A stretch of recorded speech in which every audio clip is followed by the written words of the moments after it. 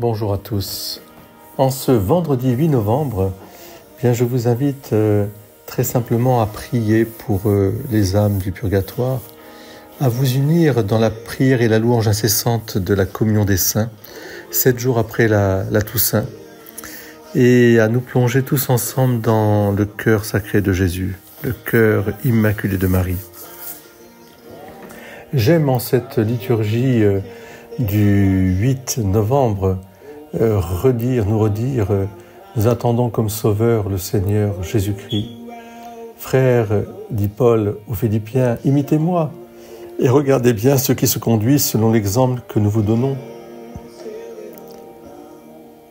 Nous avons notre citoyenneté dans les cieux.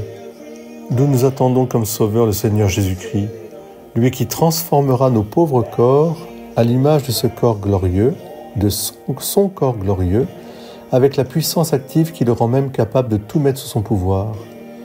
Ainsi, mes frères et sœurs bien-aimés, pour qui j'ai tant d'affection, vous, ma joie et ma couronne, tenez bon dans le Seigneur, mes bien-aimés. Paul nous dit justement aussi de ne pas se conduire en ennemi de la croix du Christ, de ne pas faire de notre ventre un Dieu, c'est-à-dire au fond tout ce qui est périssable, toutes les idoles, et même de ne pas mettre notre gloire dans ce qui fait notre honte, puisqu'il ne pense qu'aux choses de la terre.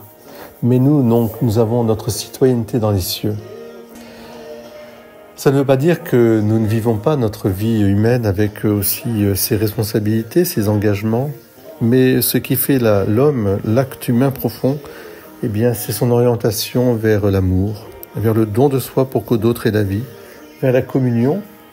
Et cet amour et cette communion, c'est d'abord Dieu. Notre bonheur, notre béatitude, c'est Dieu. Dieu en nous et nous en Dieu. Et c'est ce que nous devons désirer pour nous, bien sûr, ici-bas. Espérer et prier pour les âmes en état de purgatoire, et puis nous réjouir avec les saints. Seigneur, aide-nous. Aide-nous, Seigneur, dans cette vallée de larmes. Oui, dans la joie, nous irons à la maison du Seigneur. Maintenant, notre marche prend fin devant tes portes, Jérusalem. Jérusalem, te voici dans tes murs, ville où tous ensemble ne fait qu'un. C'est là que montent les tribus du Seigneur. C'est là qu'Israël doit rendre grâce au nom du Seigneur. C'est là le siège du droit, le siège de la maison de David. Amen. Soyez bénis. Belle journée en ce vendredi. N'oublions pas nos familles, nos proches, nos amis.